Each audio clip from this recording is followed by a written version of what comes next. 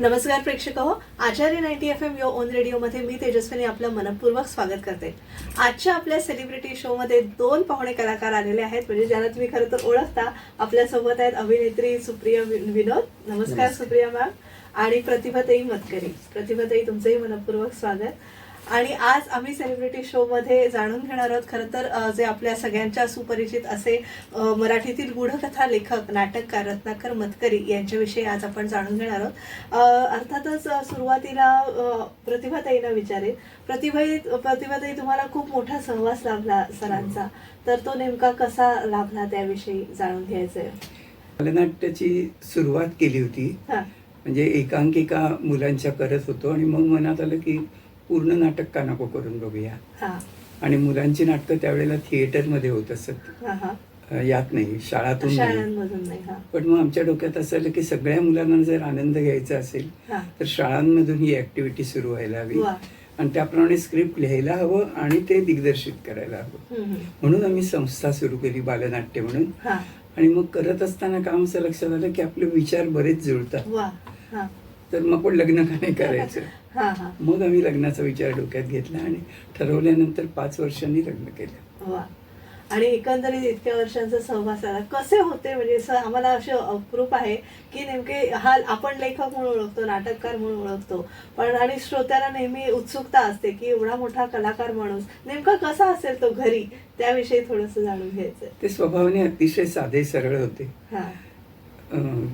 आणि गृहस्थ होते. म्हणजे आल्या गेल्यांचं स्वागत करणं, सगळ्यांशी गप्पा मारणं, सगळ्यांना सगळ्या विषयावर बोलून घरी होत असं वाटायला लावणं आणि घरच्या सगळ्या जबाबदाऱ्या सांभाळणं. म्हणजे उत्तम गृहस्थ माणूस होता.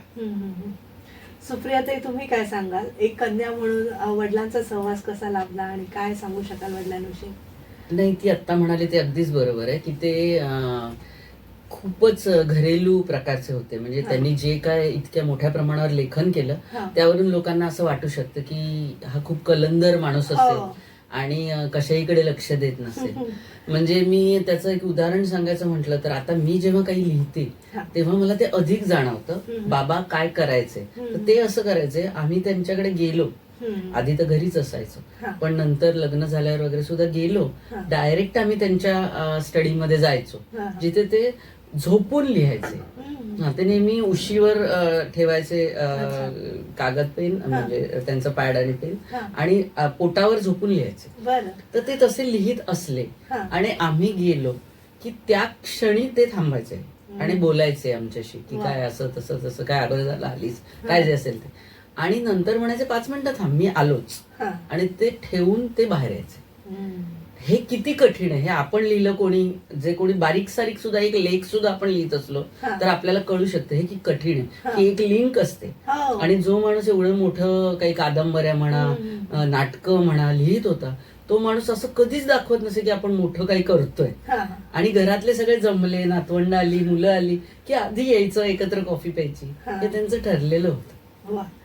प्रतिभाताई, आपण म्हणतो ना, पहिलं आपण काही लिहिलं की पहिलं आपल्या आईला दाखवतो, आपल्या पत्नीला दाखवतो, तेव्हा पहिलं लिहिलेलं ते कोणाला बरं दाखवायचंय? मला दाखवायचे, कारण तेव्हा मीच घरात हे असतं. ते नंतरही तिलाच दाखवायचं. पहिली वाचक तीच होती किंवा श्रोती, ती नाटक बिटक असं ते वाचून दाखवायचं, तिलाच दाखवायचं.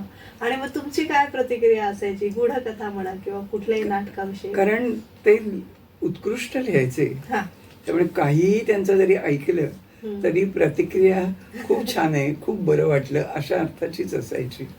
पण त्यांना ते ऐकायला बरं वाटायचं. क्वचित कुठे जर वाटलं की थोडं कमी जास्ती काही बोलायचं तर ते मोकळेपणाने बोलायचे.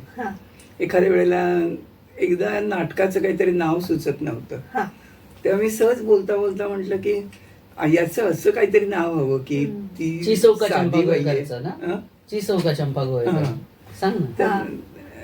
की ती बाई आवड आहे याची, संसाराची, घर संसाराची, आणि गोव्याची अशी बाई आहे, ती गोव्याची म्हणजे गोवेकरी. तर म्हटलं असं उदाहरणार्थ चंपा गोवेकर, तेव्हा हा चांगलं नाव आहे, हेच ठेवूया. आधी त्या मला वाटतं नाटकाचं सुप्रियाताईंकडे काहीतरी किस्सा आहे. आधी त्या नाटकाचं नाव होतं नाही, हा. हेच डिटेल मध्ये सांगते. हा.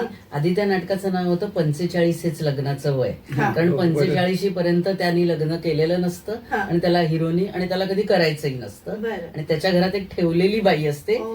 आणि तिला त्याच्याशी कधीपासून लग्न करायचं असतं पण तो दाद देत नसतो. हम्म. अशी त्याची एक विनोदी असं ते नाटक म्युझिकल होतं. अच्छा. तर त्याच्यासाठी नाव सुचत नव्हतं तर ते तिने सुचवलं. हा. आणि मग त्यातली वासंती आणि चारुदत्त अशी हा. त्यांची खरी नावं होती, कारण वसंत सेना, गणिका आणि चारुदत्त हा. अशा रेफरन्सनी ती नावं होती. हा. पण मग नाटकात तिने चौका आणि नुसतं चंपा गोवेकर नाही, चौका चौका. चंपा गोवेकर की जिला इच्छा आहे लग्नाची हा. असं तिने सुचवल्यावर मग त्यातल्या कॅरेक्टरचं पण नाव चंपा वा. केलं. वा. तुम्ही कधी सुधारणा, आता जसं तुम्ही चिसौका चंपा गोवेकर हे सुचवलं तसं कधी काही त्यांना सुचवलेलं आहे आणि त्यांनी ते कसं घेतलं आहे, म्हणजे काही सुधारणा केल्या तर ते ऍक्सेप्ट करायचे? ते म्हणजे ऍक्सेप्ट करण्यासारखी असेल तर जरूर करायचे, हा. पण फारसं नसायचंच, सांगायला मला काही लागायचंच लागायचं नाही. नाही. अगदी क्वचित अशी गोष्ट घडली की हा. सांगावं लागलं काही, किंवा सल्ला नाही पण हा. वाटलं मनात ते बोललं, एवढं झालं. पण उत्तम लिहिलेलं असायचं त्यामुळे प्रश्नच नव्हता. हा. आणि कुतूहल म्हणजे पती पत्नी म्हटलं, नवरा बायको म्हटलं की खटके उडायचेच. कधी मुलांवरनं किंवा साहित्याविषयक काही चर्चावरून तुमचे खटके कधी उडालेले आहेत का? आमचे खटके असं नाही, पण हा. घरात नेहमी पुष्कळ माणसांची ये-जा राबता असायची होता, हा. आणि साहित्यिक असल्यामुळे अनेक विषयांवर चर्चा आणि वादविवाद चालत असत. हम्म. माझे वडील सुद्धा साहित्यिक असल्याने हा. तेही अशा प्रकारच्या यात सहभागी व्हायचे. मुलांना तर लहानपणापासून सवय होती, दोन्ही मुलं हा. सगळ्या गप्पात सगळ्या प्रकारच्या सामील होत असत. अच्छा. त्यांचं व्यक्तिमत्व जेव्हा आपण पाहतो तेव्हा ते फार रागीट असतील, कोपिष्ट असतील आणि थोडी भीती वाटणं साहजिकच आहे. तुम्हाला कधी वडिलांची भीती वाटली, म्हणजे लहान असताना किंवा मोठेपणी? भीती वाटत नसे त्यांची, हा. पण त्यांचा एक प्रकारचा असा आदरयुक्त दरारा. दरारा होता. हा. म्हणजे असं नाही की चला काही बोललं त्यांच्याशी, असं आम्ही कधीच करत नसतो. हा. मुख्य त्याचं कारण हे होतं की ते दिग्दर्शकही होते, हम्म. निर्माते होते. हम्म. आणि त्यांच्या बरोबर मी अभिनेत्री म्हणून फार लहानपणापासून वा. 5-6 वर्षाची असल्यापासून कामं करत आले. हा. त्यामुळे त्यांचं एक स्थान काय आहे हे मला लहानपणापासून माहित होतं. हम्म.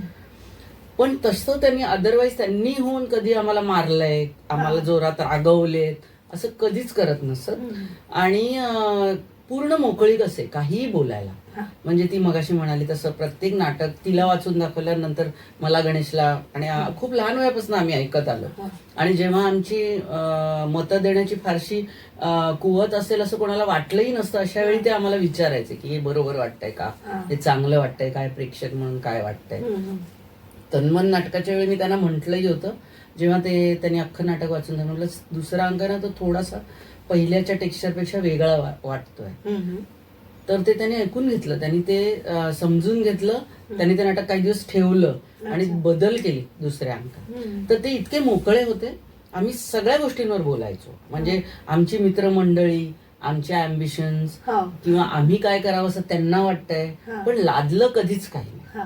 तुला म्हणजे मी जेव्हा मुळात जेजेला गेले त्यांना आनंद झाला की अच्छा. ते चित्रकार उत्तम हो. चित्रकार होते. आणि त्यामुळे त्यांनाही झेझेला जायचं त्यांना होतं. जेजेला जायचं होतं, ते त्यांना जाता आलं जाता नाही. आलं. शाळेत सुद्धा ते चित्र काढायचे, चोरून काढायचे, कारण आई वडिलांना वाटायचं की अभ्यासात दुर्लक्ष करतील, हम्म. कारण ते खूप चांगले होते अभ्यासात, अच्छा. पहिला दुसरा नंबर असायचा. हा. तर ते त्यांना मिळालं नव्हतं. त्यामुळे मी जेजेला गेले, त्यांनी विरोध केला नाही, अजिबात नाही. हा. नंतर मी म्हंटल की अभिनयात करिअर करिअर करायचं. करायचंय. हा.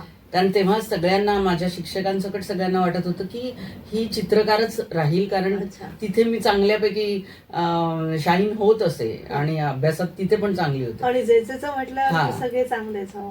म्हणजे जे सर अजूनही म्हणतात की तू ते करायला पाहिजे होतंस. हम्म. पण त्यांनी काही म्हटलं नाही. ते म्हणाले ठीक आहे तुला हे करायचं, आणि मी करतच होते ना काम हा. लहानपणापासून. आणि पण मोकळीक होते. हा. आणि गणेश जेव्हा म्हणाला की मी पण जेजेला जातो म्हणून, हा.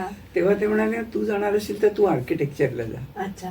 आर्ट्सला. म्हणजे हिनी जे ह्याला जाऊ केलं नको. त्याच्यापेक्षा जरा वेगळी शाखा. हम्म. आणि मग त्यांनी जेव्हा विचार केला त्या गोष्टीचा तेव्हा त्यालाही वाटलं की आपण जाऊया आर्किटेक्चरला. हा. तो आता आर्किटेक्ट आहे म्हणजे. हा.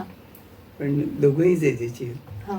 मुलांच्या संगोपनात त्यांचा किती सहभाग होता की सगळं तुम्हीच पाहिलं? अच्छा. मी त्यावेळेला बालनाट्य आणि आमच्या हा. बाकी संस्था ज्या होत्या हा. त्यांचं काम बघत होते बरं. आणि मुलं आपली आपण वाढली आणि खूप चांगल्या रीतीने संस्कार त्यांच्यावर वा. आपोआप घडले. मी काही फार घडवण्याच्या भानगडीत पडले नाही, हा.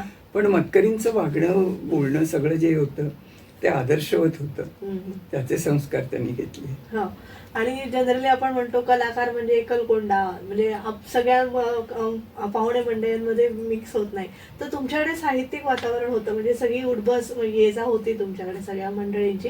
तर ते थोडे काही किस्से असतील तर जाणून घ्यायला आवडेल. म्हणजे तुमच्याकडे कोण कोण येत असेल, काय साहित्यिक चर्चा होत असेल याविषयी.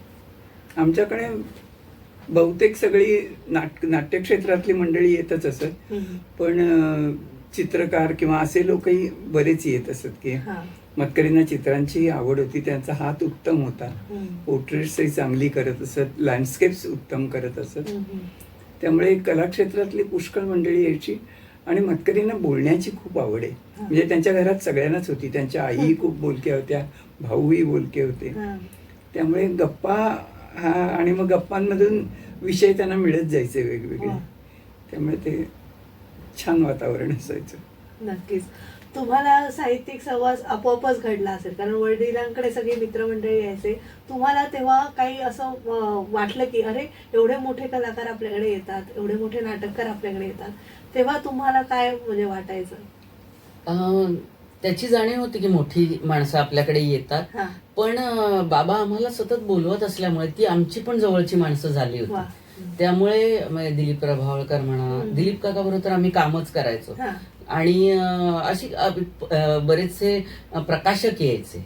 साहित्यिक खूप कमी यायचे त्या मानाने, कारण ते असं साहित्यिक वातावरण आमच्या घरात त्या अर्थाने नव्हतं, कारण थिएटरचं वातावरण होतं. त्यामुळे अष्टोप्रहर आमच्याकडे, म्हणजे आम्ही दोघंच वाढलो नाही. मग अशी मी तिला विचारलं कसं, आम्हाला दोघांनाच वाढवण्याचा प्रश्न नव्हता, कारण एकाच वेळी 10-12 मुलं घरात असायची. आणि मोठी माणसं पण असायची. नाटक येत असो, त्याच्या तयाऱ्या येत नसेल, तालमी किंवा काहीच नसेल तर काही जण असे पण असायचे, वसंत सोमण किंवा अरविंद औंधे वगैरे, की ते ऑफिसातून जाताना तर बरेच दिवसात तालीम नाहीये असं म्हणून यायचे. असं म्हणून आमच्याकडे खूप माणसं सतत असायची. किंवा रीमानी आमच्या खूप नाटकात काम केली, ज्यांनी बऱ्याच नाटकात काम केली, किंवा द ग गोडसेंसारखे मोठे चित्रकार की ज्यांनी विठो रखुमाईचा सेट केला होता. तर अशी खूप खूप माणसं यायची घरी. आणि इप्टाची सगळी हिंदी थिएटर मधली माणसं, कारण लोककथा 78 केली. पण बाबांचं असं होतं की एक एक काम केलं ना की त्यावेळी तिथे माणसं यायची. नुसत्या गप्पा असं ते कधी करत नसत. परंतु नवीन नाटक सततच लिहिलेलं असते, नवीन नाटक येत असे कुठलं ना कुठलं. त्यामुळे सुयोगची सगळी मंडळी, विजय केंकरे, मंगेश कदम यांना ते नाटक नेहमी वाचून दाखवायचे. अरविंद देशपांडे आधीच्या पिढीमध्ये, कमलाकर सारंग नंतरच्या पिढीत हे, असे सगळ्यांना ना ते दिग्दर्शकांना नाटकं वाचून दाखवायचे. त्यांच्या मते नट बेभरवशाचे असतात, त्यांना त्यांची प्रायोरिटी असते तेव्हा ते नाटक करतात. त्यांना कधी विनोदी करायचंय, कधी सिरियस करायचं, त्याप्रमाणे करतात. त्यामुळे ते नटांना वाचनाला बोलवत नसतं. ते म्हणायचे तुमचा प्रश्न आहे, डिरेक्टर्सना वाचून दाखवायचं. कधी एखादं नाटक स्वतः डिरेक्ट करणार असले तरी पण ते इतरांना वाचून दाखवायचे, की समजण्यासाठी की कसं वाटतं. आणि पहिली काही वर्ष सातत्याने हे वातावरण राहिलं, कारण ती नाटकं जेव्हा नवीन एका वेळी 4-5 नाटकं चालू आहेत असा काळ होता मतकरींची ज्या वेळेला. त्यामुळे तो काळ खूपच लोकांनी, विशेषतः थिएटरच्या लोकांनी गजबजलेला राहिला. नक्कीच. अशाच आपल्या गप्पा सुरू राहणार आहेत, पण सेलिब्रिटी शो मध्ये एक छोटीशी विश्रांती घेऊया आणि प्रतिभाताई मतकरी आणि अर्थातच सुप्रिया विनोद यांच्याशी आपल्या गप्पा अशा सुरू ठेवूया. तुम्ही ऐकत राहा आचार्य 90 FM युअर ओन रेडिओ. धन्यवाद.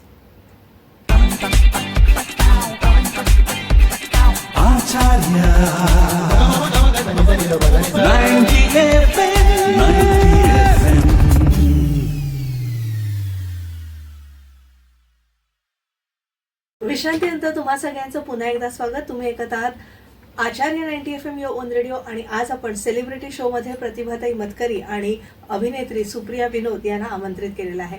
आता अर्थातच अलबत्त्याकडे डायरेक्ट येऊया, कारण अजूनही ते नाटक तेवढंच तजेलदार, म्हणजे आधीचं पण होतं, आत्ताचं पण ह्या नवीन संचातलं आहे. तर अजूनही ती नाटकं, म्हणजे सगळीच मी म्हणेन, अजूनही ती तशीच कोरी करकरीत वाटतात, जणू आत्ताच ही संहिता लिहिली आणि आत्ताच आपण बसवायला घेतोय असं ते वाटतं. आणि बालरंगभूमीवर त्यांचं विशेष असं प्रेम होतं. तर बालरंगभूमीविषयी कसं त्यांचं नातं होतं त्याविषयी तुमच्याकडून जाणून घ्यायला आवडेल. आम्ही मुळात सुरुवात बालरंगभूमीपासून केली. हा. म्हणजे नाटकं आम्ही केली ती आधी बालरंगभूमीसाठी आणि कित्येक वर्ष म्हणजे 12-14 वर्ष तरी आम्ही मुलांची नाटकं आधी केली. माझे वडील नेहमी म्हणायचे की का तुम्ही वेळ वेस्ट करताय तुमचा बालरंगभूमीवर, डायरेक्ट नाटकं मोठ्यांची का नाही करत व्यावसायिक, ती फायदेशीर ठरतील तुम्हाला वगैरे. पण मतकरींचं अतिशय प्रेम होतं त्याविषयी. त्यामुळे ते म्हणाले की नाही पहिलं हे करायचं आहे ते करायचंच आहे, त्यानंतर मोठ्यांची नाटकंही करू, करायची नाही असं नाही. पण बालरंगभूमीविषयी खूप प्रेम होतं आणि खूप गोतावळा मोठा जमलेला आणि होता ती आमचा. चळवळच झाली नाही आणि हा ते त्याच वेळी बालरंगभूमी प्रायोगिक चळवळ- नाटकं पण करायचे. हो. दरवर्षी एक बालनाट्य आणि राज्यनाट्य एक प्रायोगिक स्पर्धेच्या नाटक. निमित्ताने करायचो, हा. पण एक मोठ्यांचं नाटक करायचो. कारण इतकी कलाकार मंडळी जमली होती की त्यांना घेऊन नाटक मोठ्यांचं करणं. आता उदाहरणार्थ प्रेम कहाणी केलं आम्ही ज्या वर्षी निम्माशी राक्षसला बक्षिसं वगैरे मिळाली. नाही निम्माशी जेव्हा तुम्ही पहिलं बसवायचं ठरवलं, कारण ते चेटकी हे करणं म्हणजे दिलीप काकांचा आता आपण उल्लेख केला त्याविषयी आपण बोलतोय.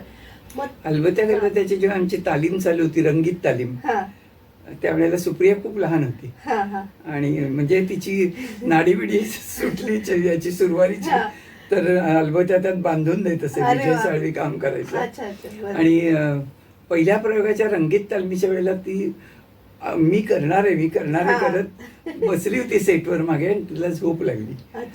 त्यामुळे खूप उशीर झालेला होता रात्री. तेव्हा रत्नाकर म्हणाला झोपू दे तिला, आपण तालीम कंटिन्यू करू. आम्ही तालीम कंटिन्यू केली, संपलं रिहर्सल आणि मग जायच्या वेळी तिला उठवलं, तेव्हा ती रुसून बसली, रडायला लागली, मला उठवलं का नाही म्हणून.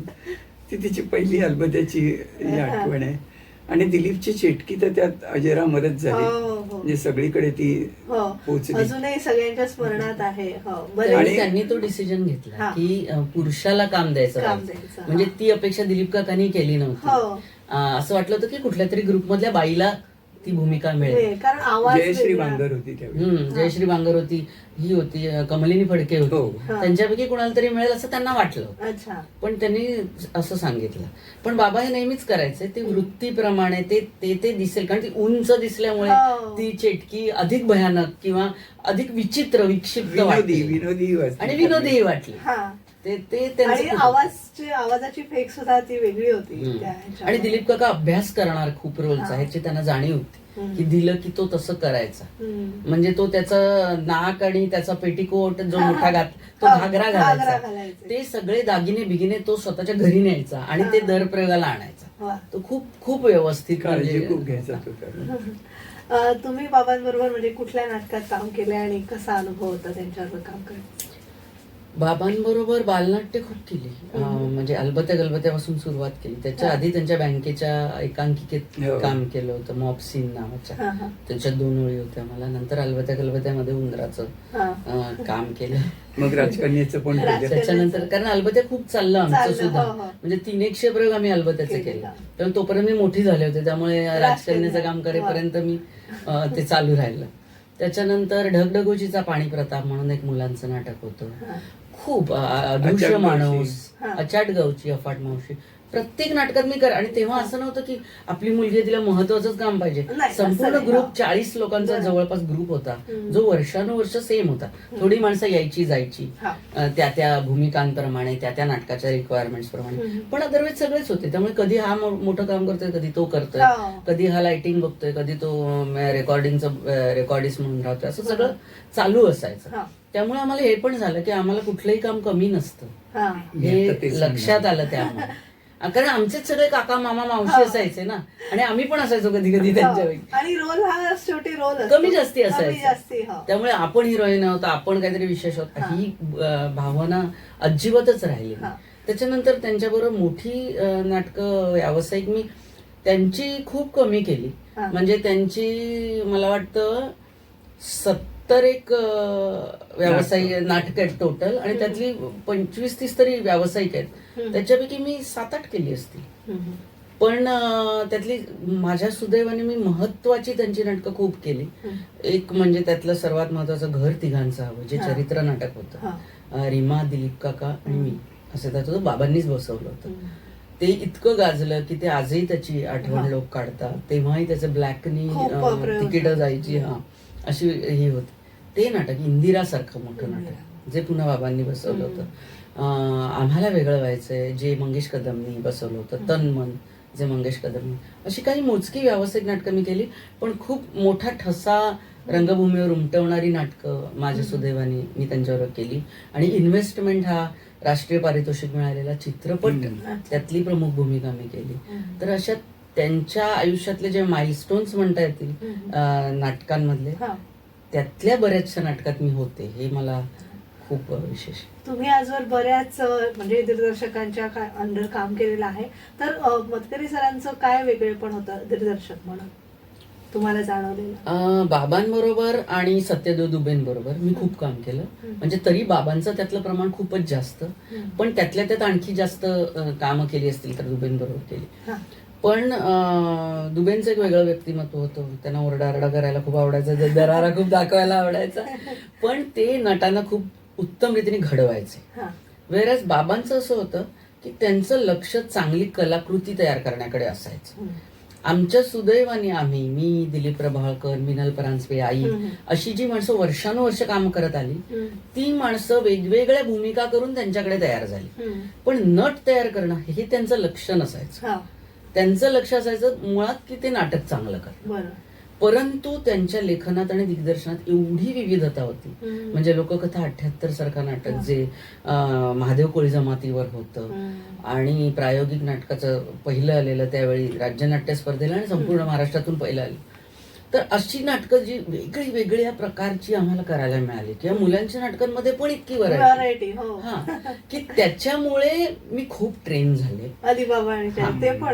आणि त्यांचं असं होतं की इतकं नाटकावर लक्ष असायचं की त्यांना ना लोकांची वाईट वागायला वेळ असायचा, ना लोकांना घडवायला वेळ असायचा, परंतु नाटकासाठी जे ते सगळं सांगायचं.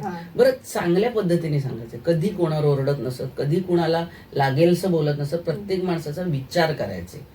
आणि एखादा माणूस जर स्वभावाने चांगला असेल ते नेहमी असं म्हणायचं की वाईट स्वभावाचा चांगला नट असेल आणि चांगल्या स्वभावाचा त्याहून जरा कमी टॅलेंट असलेला नट असेल तर मी त्या चांगल्या स्वभावाच्या माणसाचा विचार करेन नेहमी.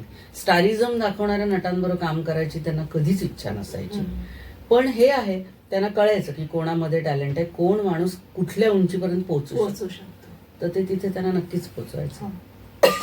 याच नोटवर मला विचारायला आवडेल की नाटकांचे सर्व तन मन धन रंगभूमीला त्यांनी वाहिलेलं असताना तुमचे कुटुंबाच्या सहली काही व्हायच्या का, की नाटकांचे दौरे हीच एक सहल असं तेच असायचं? नाटकांच्या दौऱ्याच्या निमित्तानेच आम्ही बाहेर गावी जायचो. म्हणजे दिल्लीला गेलो तरी नाटकाच्या निमित्त, अमेरिकेला गेलो तेही नाटक घेऊन गेलो. तोपर्यंत त्यांना वेस्ट ऑफ टाइमच वाटायचा. म्हणजे मी पहिल्यांदा भारतामध्ये अशी फिरायला अशी गेले ती माझ्या हनीमूनच्या वेळी.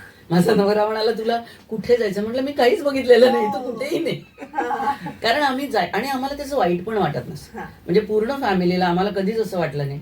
ते काय करायचे, ते बँकेत 22 वर्ष त्यांनी नोकरी केली, तर तेव्हा ते काय करायचे, 1 महिन्याची बँकेत सुट्टी असते जी लोक अशा वेगवेगळ्या ठिकाणी जायला वापरतात, ते त्यावेळी दिवाळी अंकांसाठीचं लिखाण करायचं. म्हणजे सप्टेंबर ऑक्टोबरच्या आसपास कधीतरी ते सुट्टी घ्यायचे आणि जवळपास रोज एक कथा लिहायची. म्हणजे आम्हाला इतका आनंद असायचा, चला आज रात्री नवीन कथा ऐकायला मिळेल असं.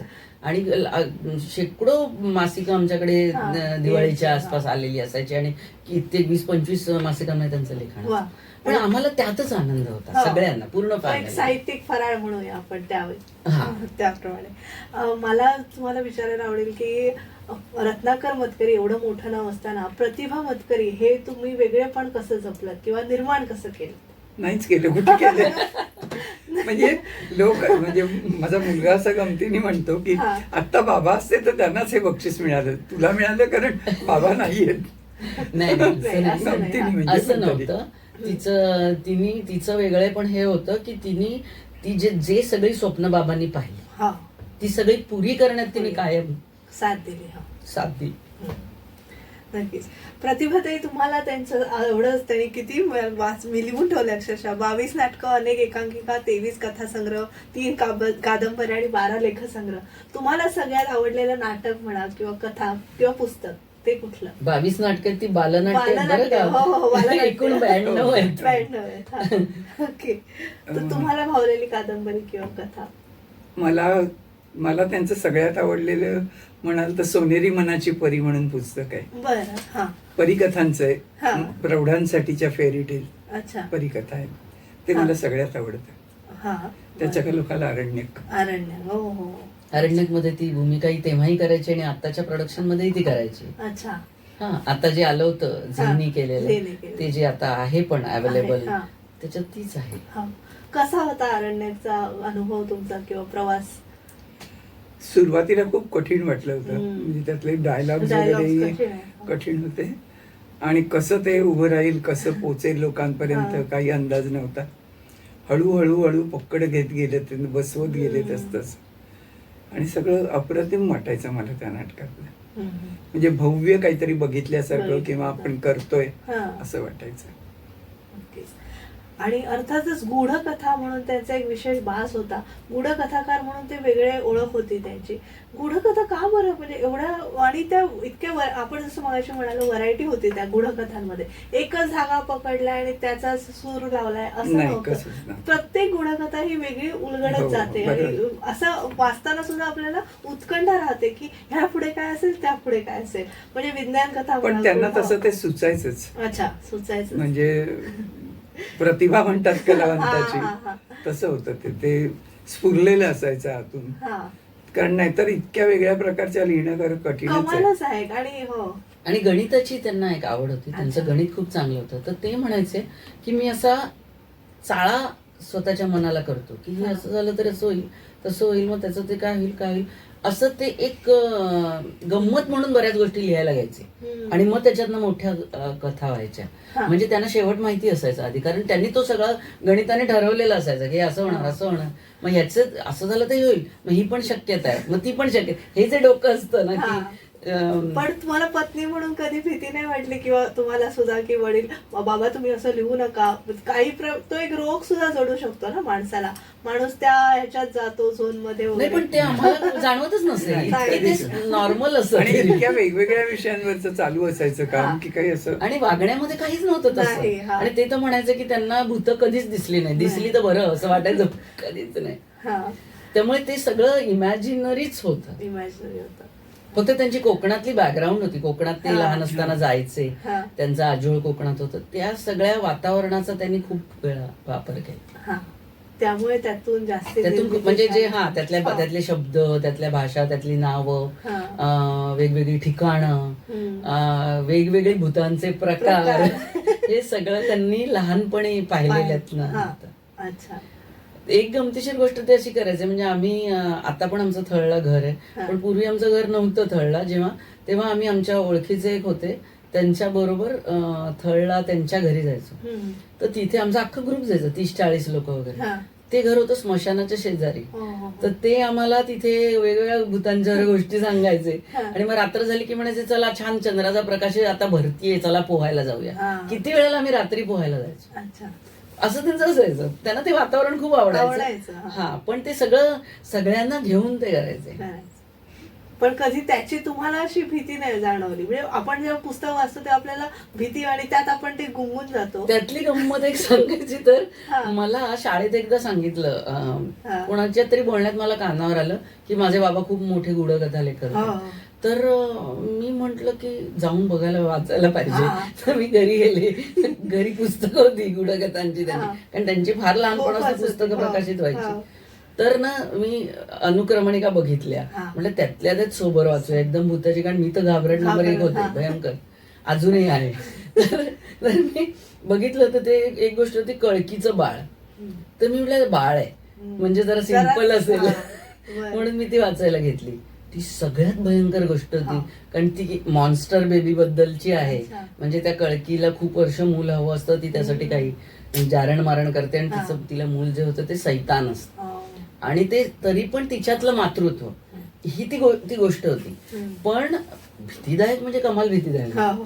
मी तेव्हा जे ठेवलं मग जरा आणखी मोठी होईपर्यंत मी त्याच्या वाटेला मी गेले. पण शाळेमध्ये वाचले. नंतर मला आमचं पण कोकणात घर आहे, माळीवर भीती हालचाल वाटायची. करता यायची. म्हणजे असं जाणवतं आपल्या मागून पावलं वाजतायत, ठुक ठुक ठुक ठुक आवाज येतोय, असं म्हणजे ते काय म्हणतात एक हे तयार व्हायचं, वातावरण निर्मिती व्हायची नुसतं वाचून. हो, हो. प्रत्यक्षात बघून तर मग अधिक भयानक होईल ते. नाही, खूप भीतीदायक लिहायचं काय काय. पण तरी सुद्धा मी हे मला जरूर सांगायला आवडेल की त्यांच्या प्रत्येक गोष्टीला एक मानवी पॉइंट असायचा. जसं कळकीचा बाळला होता, किंवा त्यांची सगळ्यात आवडती लोकांची कथा जी पहिली गुढकथा खेकडा, त्याच्यात सुद्धा त्या अपंग मुलगी जाते तर तिच्यासाठी तो मुलगा ते खेकडे आणून सोडतो. प्रत्येक वेळी माणसाने चांगलं कसं वागायला हवं किंवा माणसाचा चांगुलपणा हा कुठे ना कुठे एक त्याला आहे असं पदर कायम असायचा. सगळ्या गुढकथा बघा, कुठलंही काही बघा, नाटकं बघा, तर तो एक पदर असायचा, कारण तो त्यांच्या स्वभावाचाच भाग होता. नक्कीच. परत एक छोटीशी विश्रांती घेऊया आणि आपल्या ह्या रंगलेल्या गप्पा अशाच सुरू ठेवूया. प्रेक्षक, आज सेलिब्रिटी शो मध्ये आपण आमंत्रित केलेला आहे प्रतिभाताई मतकरी आणि सुप्रिया विनोद यांना. तुम्ही पाहता celebrity show with RJ Tejaswini. एक छोटीशी विश्रांती घेऊया आणि पुन्हा भेटूया.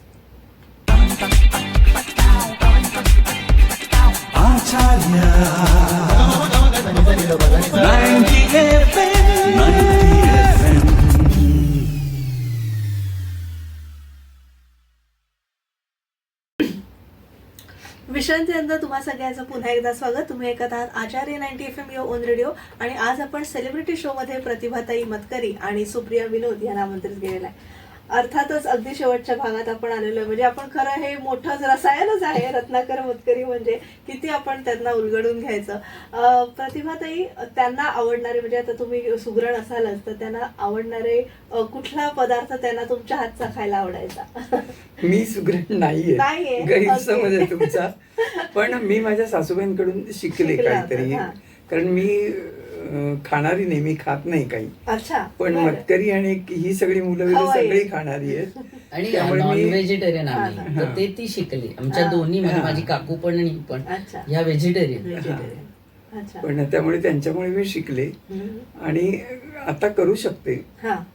आता म्हणजे आता नाही करत, नॉनव्हेज काही म्हणजे करत आले. विशेषतः कोलंबी आणि त्यांना खूप आवडतं, मटण, मासे, कोलंबी. बाबा त्याच्या बाबतीत फारसे फसी नव्हते. त्यांना त्यांना अन्न मिळाल्याचे कारण असायचं किंवा तालमीन होऊन येऊन सगळ्या जणांना जेवायला घालणं हे खरं तिचं जास्त क्रेडिट होतं की 8 माणसं आली, पावभाजी वगैरे असं सुद्धा करायला लागेल, कारण सगळ्यांना चालेल असं पटकन काहीतरी करणं. हा प्रश्न ती काय चांगलं करायचे हा प्रश्न आमच्या घरी येणाऱ्या निर्मात्यांना आणि नटांना वगैरे विचारायला पाहिजे. जसं सुधीर भटांना काय आवडायचं, रीमाला कुठली कॉफी आवडायची, काय असं असे पदार्थ आमच्याकडे इतरांचं, बाबांचं काही नव्हतं. बाबांना अन्न मिळालं, मासे त्यांना खूप आवडत. मासे आमच्याकडे नेहमी असायचे आणि मी मगाशी या दोघी मासे छान करायच्या. मासे, मटण, चिकन सगळं. बर. आणि आता त्यांच्या सामाजिक कार्याविषयी थोडंसं विचारते. नर्मदा बचाव आंदोलन आणि निर्भया बनव हे 2 मोठी आंदोलनं त्यांनी केली आणि बरेचसे छोटे छोटे काही त्यांनी सामाजिक कार्य केलेलं असेल.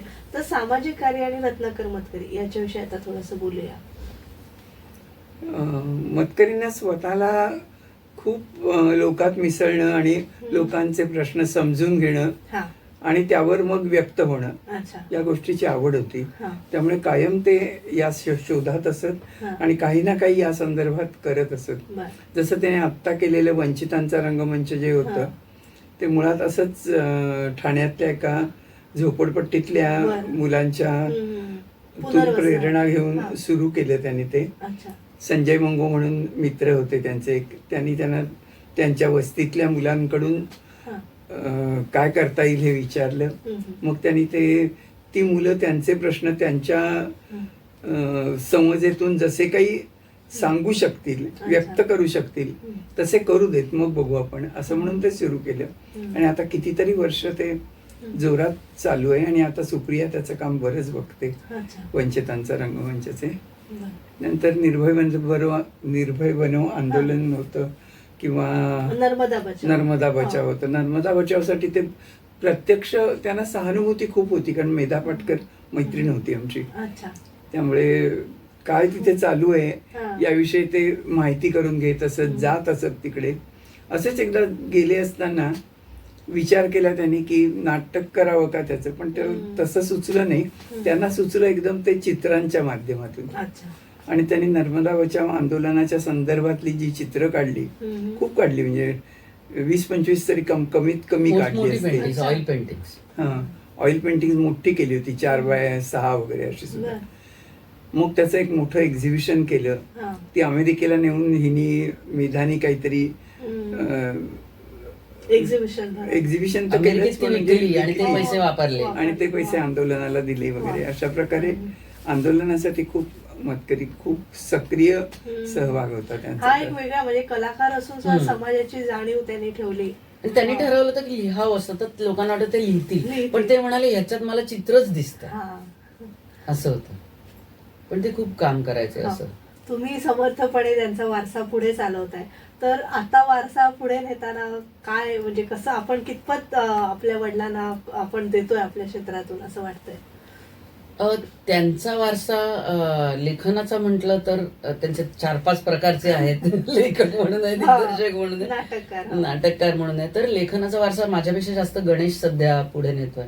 म्हणजे तो आधी समीक्षक होता आजोबांसारखा. आई मगाशी म्हणाली माधव मनोहर आईचे वडील, ते मोठे समीक्षक होते. तर त्यांचा वारसा गणेश पुढे नेत होता मुळात.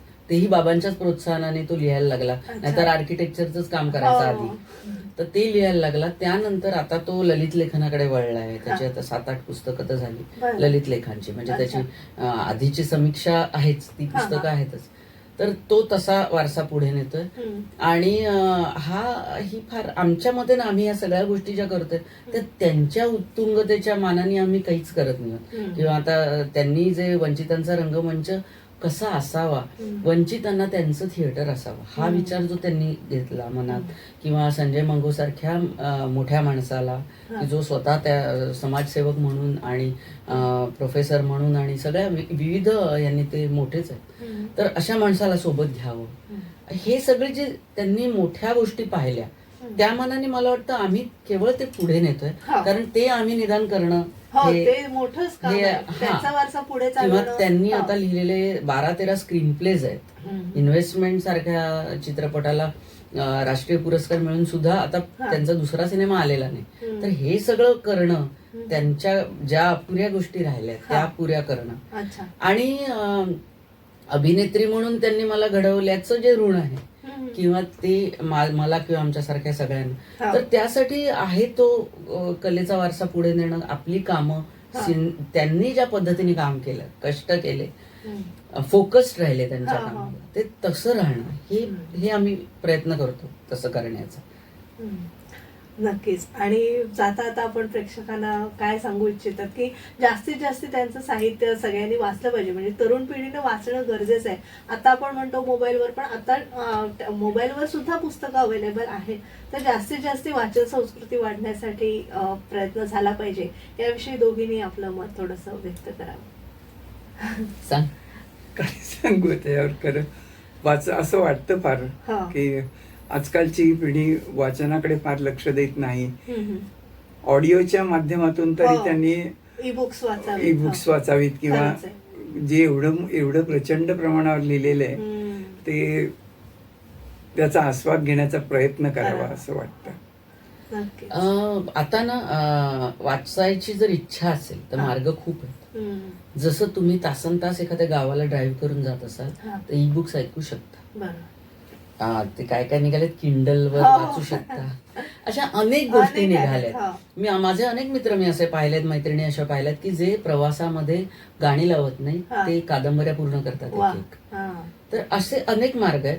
किंवा मोबाईल ऑल द टाइम आपल्या हातात ठेवण्यापेक्षा आणि त्याच्यावर छोटं वाचत राहण्यापेक्षा एक पुस्तक आपल्याला अमुक एक संपवायचंय कुठलंही, किंवा रोज इतकं वाचायचंच आहे असं ठरवणं सहज शक्य आहे. आता मराठी लेखनाचा हा आणखी एक प्रश्न आहे की म्हणजे माझ्या मुलापासून मी पाहत आलेले की भाषा बदलते. मराठी माध्यमाच्या शाळेत घालायचं म्हटलं तरी तिथले वेगळे प्रॉब्लेम, तो एक वेगळा विषय आहे. तर त्यामुळे माध्यम वेगळं असतं मुलांचं. मग त्यांना जरी मराठी शिकवलं तरीही ते तेवढं जास्ती मराठीमध्ये सतत वाचण्या इतकं हे नाही होत. तर हे आता प्रत्येकाने मार्ग आपापले शोधायला हवेत. अशी अनेक पालक आहेत, अशी अनेक मुलं आहेत की जी अनेक भाषात वाचत आली, लिहित आली, काम करत आली. तर तो आदर्श सगळ्यांनी ठेवायलाच पाहिजे. त्याला काही इलाज नाही, नाहीतर आपली मातृभाषा राहणारच नाही आणि आपलं जे एवढं प्रचंड साहित्य आहे ते पण नाहीसं होईल. आणि अगदी शेवटचा प्रश्न रंगभूमीविषयी, म्हणजे अजूनही आपण सगळे नाटकाला जातो आणि आपणच रात्र भेटलो नाटकाच्या निमित्ताने. तर आत्ताची रंगभूमी तुम्हाला कशी वाटते आणि की अजून काय सुधारणा झाली पाहिजे? आणि आता तुम्ही आधीची रंगभूमी पाहिली आहे, आताची पाहताय, तर त्या ओघाने काय सांगा?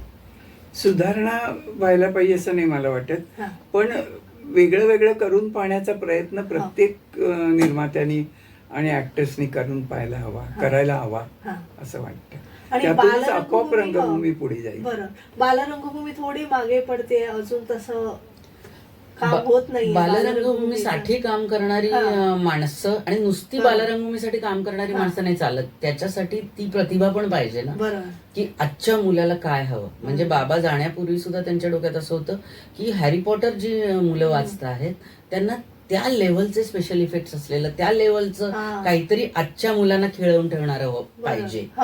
तर ही जी विजन असते त्यांनी त्या त्या टप्प्यावर ती विजन दाखवली.